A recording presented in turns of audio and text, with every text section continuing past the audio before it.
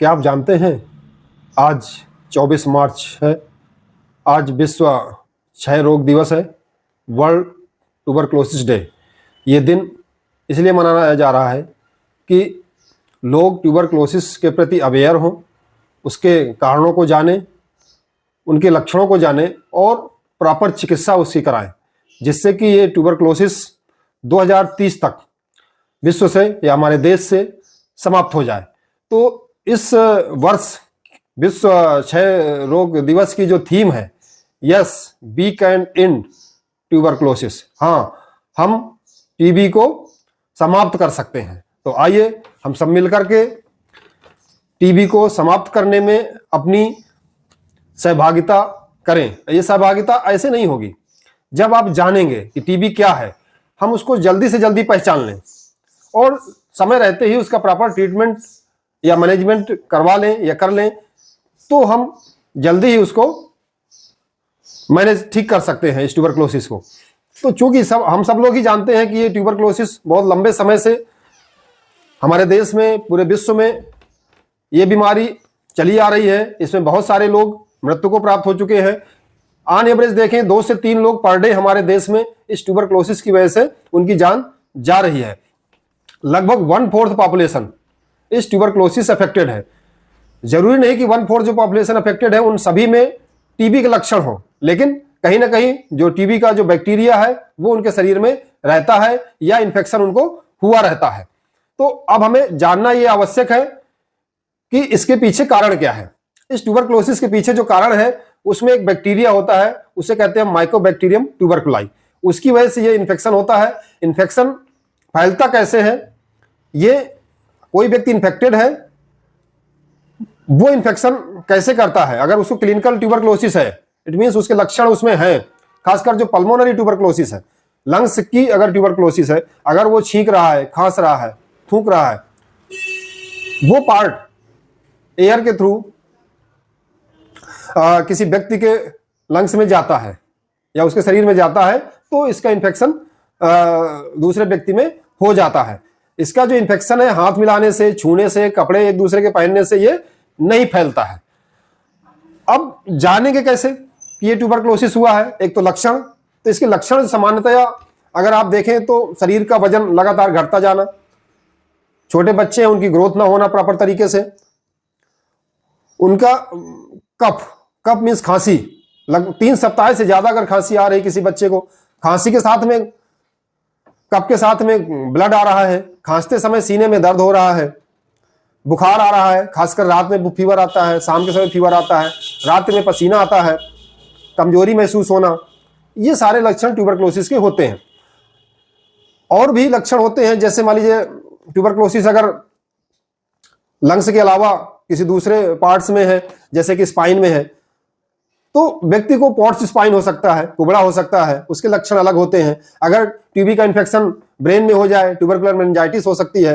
तो ऐसे ही लंग्स के लक्षण भी होते हैं और साथ ही साथ अगर कहीं कि जिस पार्ट के में ये ट्यूबरकुलस का बैक्टीरिया जाएगा वो भी लक्षण मिलेंगे। लेकिन समान रूप से जो शरीर का वजन है वो घट सकता है, वजन बढ़ेगा नहीं, कमजोरी महसूस होगी, थकान महसूस होगी, ये सामान्य रूप से लक्षण मिलते हैं। अगर आपको ऐसे लक्षण मिलते हैं तो आप जिला चिकित्सालय में या सरकारी अस्पताल में या डॉक्टर से आप संपर्क करके अपना चेकअप करा सकते हैं। अब आती बात कि इसमें कौन कौन से टेस्ट किए जाते हैं। टेस्ट में अगर देखा जाए तो कफ की जांच होती है, स्पुटम की जांच होती है। स्पुटम में स्मीयर टेस्ट होता है, उसके द्वारा जान सकते हैं। स्पुटम कल्चर भी करा सकते हैं, कल्चर टेस्ट होता है। फिर एक टेस्ट होता है tubercular skin test, that is commonly जो यूज होता है मॉन्टुक्स टेस्ट, उसको करा करके हम देख सकते हैं। लेकिन मॉन्टुक्स टेस्ट से ये क्लियर नहीं होता कि उसको इन्फेक्शन, क्लिनिकल इन्फेक्शन है, टीबी रोग से वो ग्रसित है, ये कंफर्म नहीं होता। टीबी उसको हुआ है या उसका बैक्टीरिया है ये तो पता चल जाएगा, लेकिन प्रेजेंट टाइम उसका ट्यूबरकुलोसिस एक्टिव फॉर्म में है ये पता नहीं चलता है। अब एक टेस्ट होता है सीबी नाट। सीबी नाट भी एक टेस्ट होता है जो पल्मोनरी ट्यूबरकुलोसिस को भी डिटेक्ट करता है, साथ ही साथ और किसी पार्ट में अगर ट्यूबरकुलोसिस है उसको भी पता करता है। जैसे कि लंग्स में अगर ट्यूबरकुलोसिस है तो वहां पे स्पुटम की जांच होती है। इसमें ये एक तरह से पीसीआर डीएनए टेस्ट है, इसमें 2 घंटे में रिपोर्ट इसकी आ जाती है। और अगर किसी ग्लैंड की ट्यूबरकुलोसिस है तो उसका जो है एफएनएसी टेस्ट कराए, उसका जो मटेरियल है वो लेकर के, सेल लेकर के उसमें टेस्ट करते हैं। पस की जांच होती है, सीएसएफ, अगर मेनिंजाइटिस अगर किसी को ब्रेन की ट्यूबरक्लोसिस है उसमें सीएसएफ की जांच होती है। उसमें ये चीजें सीबी नाट के द्वारा हम पता कर लेते हैं कि उसको ट्यूबरक्लोसिस है या नहीं है। एक टेस्ट होता है ये TB gold test. TB gold में क्या होता है, ये ब्लड के थ्रू होता है। ब्लड के थ्रू जो टेस्ट होता है, ये टेस्ट है तो करना आसान, थोड़ा महंगा जरूर है, लेकिन इससे क्या होता है, जिनका अगर मानटूक्स नहीं हो पा रहा है या जो नहीं कराना चाहते वो टीबी गोल्ड टेस्ट करा सकते हैं। टीबी गोल्ड में टीबी इन्फेक्शन पहले पास्ट में हुआ है या अभी है इसका पता चल जाएगा, लेकिन क्लिनिकल ट्यूबरक्लोसिस माने ये टीबी से ग्रसित है, मतलब उसके लक्षण उसका क्लियर नहीं होता। मतलब अगर पास्ट में भी इन्फेक्शन रहेगा उसका भी पता चल जाता। अगर आपको क्लिनिकल ट्यूबरक्लोसिस को जानना है तो आपको एक्सरे टेस्ट कराना पड़ेगा और सीबी नाट, इनसे कंफर्मेशन आप कर सकते हैं। साथ ही साथ जो लक्षण उसमें मिल रहे हैं उनसे भी कंफर्म होता है। और अभी हम बात कर रहे हैं क्लिनिकल ट्यूबरक्लोसिस और लेटेंट ट्यूबरक्लोसिस। लेटेंट ट्यूबरक्लोसिस क्या होती है, एक तरह से गुप्त ट्यूबरक्लोसिस होती है। इसमें क्या है, ट्यूबरक्लोसिस का बैक्टीरिया बॉडी में रहता है लेकिन लक्षण उसमें नहीं आते हैं। जिन लोगों की इम्यून सिस्टम कमजोर होता है, जिनकी रोग प्रतिरोधक क्षमता कम होती है, उनको यही लेटेंट ट्यूबरक्लोसिस जो है बाद में क्लिनिकल ट्यूबरक्लोसिस में बदल जाता है। तो ये बहुत इंपॉर्टेंट फैक्ट है ध्यान देने के लिए कि अगर हमें लेटेंट ट्यूबरक्लोसिस भी है तो भी हमें इसका पता लगा लेना चाहिए। जैसे अभी हमने टेस्ट बताया कि ये मानटूक्स टेस्ट के द्वारा या टीबी गोल्ड के द्वारा हम इसका पता लगा सकते हैं। और अगर एक्सरे में कोई लक्षण ऐसे नहीं आते हैं, एक्सरे के द्वारा कंफर्म करते हैं डायग्नोसिस को। एक्सरे में अगर कोई पैच मिल रहा है, हाइलर लिम्फ नोड्स बड़े हैं, उससे कंफर्म होता है कि हाँ ये क्लिनिकल ट्यूबरक्लोसिस है, ये रोगी टीबी से ग्रसित है, इसमें इंस्टेंट ट्रीटमेंट की आवश्यकता है। लेकिन लेटेंट ट्यूबरक्लोसिस का भी हमें ट्रीटमेंट करना चाहिए, that is called pre tubercular treatment. उसमें भी कुछ टीबी की मेडिसिन होती है, उनका प्रयोग कराया जाता है 3 महीने के लिए या 9 महीने तक भी दिया जाता है। लेकिन इसमें सारी ड्रग्स एक साथ नहीं चलती हैं। जो क्लिनिकल ट्यूबरक्लोसिस में जो 6 मंथ का रेजीम होता है सामान्यतया, जो पल्मोनरी ट्यूबरक्लोसिस है 6 to 9 मंथ, वो नहीं करना पड़ता। और अगर एक्स्ट्रा पल्मोनरी ट्यूबरक्लोसिस है उसमें 12 से 18 महीने तक का भी ट्रीटमेंट हो सकता है। अब ध्यान देने वाली बात यह है कि अगर लेटेंट ट्यूबरक्लोसिस है तो वहां पर इंपॉर्टेंट जो फैक्टर है दैट इज आपका जो इम्यून सिस्टम है, आपकी रोग प्रतिरोधक क्षमता कैसी है, रोगों से लड़ने की क्षमता कैसी है। अगर आपकी रोगों से लड़ने की क्षमता अच्छी है तो आपको इन्फेक्शन जरूर रहेगा लेकिन आप टीबी आपको नहीं होगी, आपको क्षय रोग नहीं होगा, वो बैक्टीरिया आपके शरीर को नुकसान नहीं करेगा। तो अगर जैसे कुछ कंडीशन, जैसे किसी को एचआईवी इन्फेक्शन हो जाए या किसी वजह से शरीर कमजोर हो जाए बीमारी की वजह से, या बहुत सारे बच्चे मलनरिस्ट होते हैं, सीवियर मलनरिस्ट होते हैं, कुपोषण जन बच्चे होते हैं, या अचानक से बीमार हो गए किसी वजह से, बहुत ज्यादा कोई चिंता शोक भय वगैरह है, अचानक से इम्यून सिस्टम कमजोर, इम्यूनिटी व्यक्ति कम हो गई किसी भी कारण से, तो ये जो लेटेंट ट्यूबरक्लोसिस है वो एक्टिव ट्यूबरक्लोसिस में कन्वर्ट हो जाती है। इसीलिए हमें यह ध्यान देना है कि हमारा इम्यून सिस्टम मजबूत रहे। अब आती है बात मैनेजमेंट की। तो मैनेजमेंट क्या करना है, मैनेजमेंट में अभी जैसे बताया कि अगर लेटेंट ट्यूबरक्लोसिस है तो भी आपको ट्रीटमेंट लेना पड़ सकता है।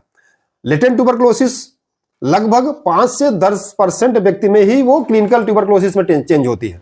लगभग मान लीजिए 1/4 पॉपुलेशन अफेक्टेड है ट्यूबरक्लोसिस से, लेकिन उन सब में जो है जरूरी नहीं है कि वो सभी लोग जो है ट्यूबरक्लोसिस के शिकार हो जाएंगे। लगभग 5 से 10% में ही चेंज होता है जिनकी इम्यून सिस्टम कमजोर होता है। तो हमें इम्यून सिस्टम बढ़ाने के लिए काम करना, प्री ट्यूबरकुलर ट्रीटमेंट भी ले सकते हैं और हमें इम्यून सिस्टम बढ़ाने के लिए कुछ आयुर्वेदिक उपाय भी साथ में हम अपना सकते हैं।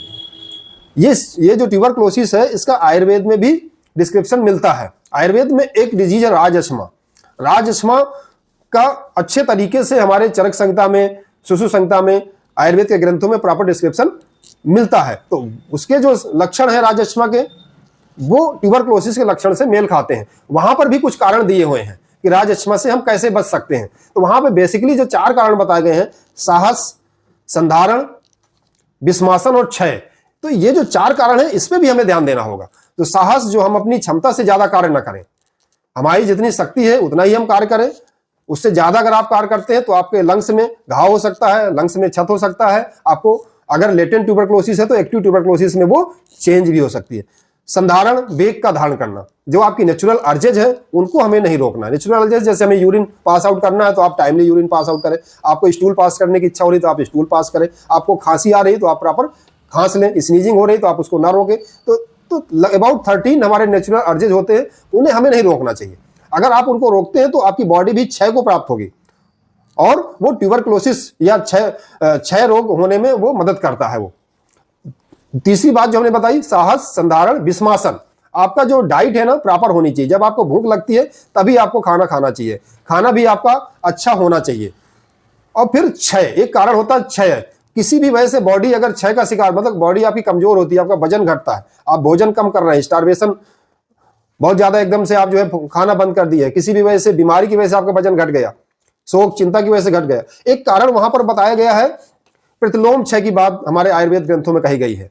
एक क्षय होता है हम डाइटरी इंटेक प्रॉपर नहीं ले रहे हैं, बीमारी की वजह से हमारा क्षय हो रहा है बॉडी का, कोई ब्लड लॉस हो गया उसकी वजह से क्षय हो गया, क्रॉनिक कोई बीमारी है, अन्य बीमारी है, HIV इन्फेक्शन है, उसकी वजह से बॉडी का क्षय हो गया। लेकिन एक होता है प्रतिलोम क्षय। अगर कोई व्यक्ति एक्सेसिव मैथुन करता है, एक्सेसिव सेक्स एक्टिविटीज में इन्वॉल्व होता है, तो वहां पर भी उसकी धातु का क्षय होता है। जैसे शुक्र धातु का क्षय होगा तो जो पहले की धातुएं हैं उनका भी क्षय हो जाता है। तो वो एक भी कंडीशन है कि ट्यूबरक्लोसिस से अगर बचना है आपको तो आप अत्यधिक मैथुन का सेवन ना करें। अगर किसी व्यक्ति को शंका है कि मुझे ट्यूबरक्लोसिस है, लेटेंट ट्यूबरक्लोसिस है, तो कहीं वो एक्टिव ट्यूबरक्लोसिस में ना बदले, तो वहां पर हमें उन व्यक्तियों को जो है एक्सेसिव मात्रा में मैथुन नहीं करना चाहिए। ठीक है, तो ये एक इंपॉर्टेंट चीज आयुर्वेद में कही गई है। कुछ और चीजें हैं जिससे हम इम्यून सिस्टम को अपने इनहेंस कर सकते हैं। आप हमारे आयुर्वेद में प्रॉपर जो लाइफ स्टाइल और डाइट है उसका हमें पालन करना चाहिए। हमें टाइमली सोना चाहिए, टाइमली जगना चाहिए,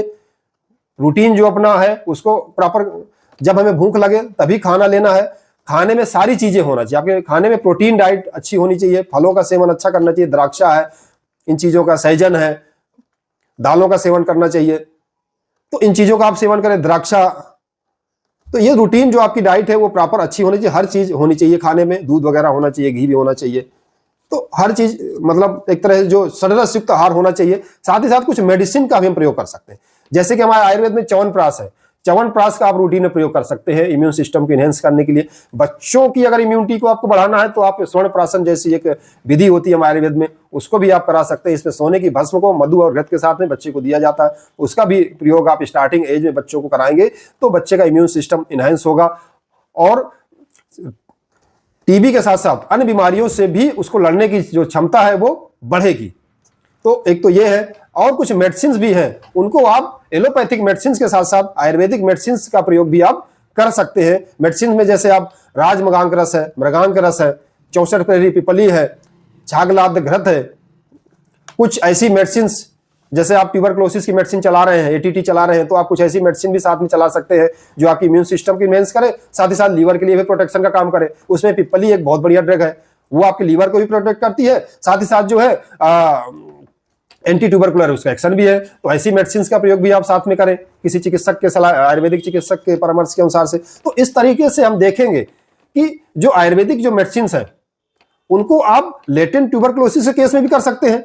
लेटेंट ट्यूबरक्लोसिस केसेस में क्या है, जैसे आपको पता है कि 5 से 10% केस ही क्लिनिकल ट्यूबरक्लोसिस में परिवर्तित होते हैं। तो अगर कोई व्यक्ति को एलोपैथिक मेडिसिन सूट नहीं कर रही है, उसे कोई प्रॉब्लम अराइज हो रही है, तो आप आयुर्वेदिक मेडिसिन के थ्रू उसकी इम्यून सिस्टम को इनहेंस कर सकते हैं, जिससे उसकी जो लेटेंट ट्यूबरक्लोसिस है वो एक्टिव ट्यूबरक्लोसिस में चेंज नहीं होगी। इस तरह से हम अपने आयुर्वेदिक ट्रीटमेंट को कर सकते हैं। साथ ही साथ कोई टीबी का मरीज है, उसको हम एज एडजुवेंट थेरेपी, एलोपैथिक दवा के साथ साथ हम आयुर्वेदिक मेडिसिन का प्रयोग भी हम करेंगे, तो उसकी ट्यूबरक्लोसिस जल्दी ठीक होगी, कॉम्प्लिकेशंस होने के चांसेस कम होंगे, लीवर में जैसे प्रॉब्लम्स होती है, लीवर की टॉक्सिसिटी होती है, वो भी कम होगी कुछ ऐसी मेडिसिन का अगर हम प्रयोग करते हैं। तो इस रूप से अगर हम देखेंगे कि आयुर्वेद में जैसे च्यवनप्राश का प्रयोग आप कर सकते हैं, स्वर्णप्राशन है, मृगांक रस है, राजमृगांक रस है, छागलाद घृत है, सीतोपलादि चूर्ण, तालिस आदि चूर्ण, ऐसी बहुत सारी मेडिसिन है जिनका अगर सही तरीके से प्रयोग किया जाए तो आप इस ट्यूबरक्लोसिस से बेहतर तरीके से आप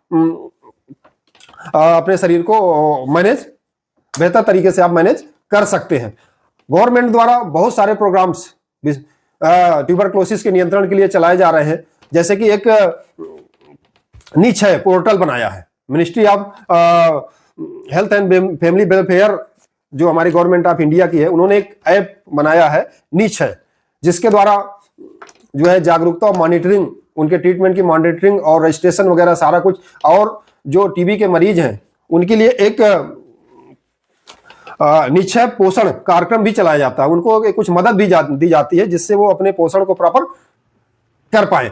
तो इस तरीके गवर्नमेंट द्वारा बहुत सारे प्रोग्राम चलाए जा रहे हैं। हमारे all India institute of Ayurveda, वहां पर भी NTEP national tuberculosis eradication programme के तहत वहां पर जो लेटेंट ट्यूबरक्लोसिस के केसेज है उनका भी मैनेजमेंट आयुर्वेदिक मेडिसिन के द्वारा, आयुर्वेदिक पद्धति के द्वारा वहां पे किया जा रहा है। तो वो भी एक अच्छा इनिशिएशन है जिससे हम अगर आयुर्वेद को साथ में लेकर के अगर हम एलोपैथिक मेडिसिन के द्वारा प्रॉपर अगर हम अच्छे तरीके से मैनेजमेंट किया जाए तो हम इस ट्यूबरक्लोसिस को निश्चित रूप से 2030 तक समाप्त कर पाएंगे। थैंक यू, आपने इसको बड़े ध्यान से सुना, इसके लिए आपका बहुत बहुत धन्यवाद।